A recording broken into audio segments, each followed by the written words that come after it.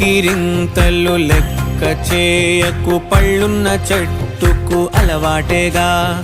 కలత చందకు చందమామకే ఏటేట చవితికి నిందలేగా. ఓటమన్నది గురువు కదరా, ఓర్పుతో నువ్వు గెలవవా. రేపుకే దిక్సూచి నిన్న రెక్కలే చుక్కానిరా. నీరు నేల ఆకాశం నీపై చూపెను పాశం. దారే తప్పిన పాదాలు గాడిన పడితే సంతోషం. తరతరాల చెమట చుక్కలు లాల పోసెను భూమికే. బాధ్యతగా కొనసాగినాదో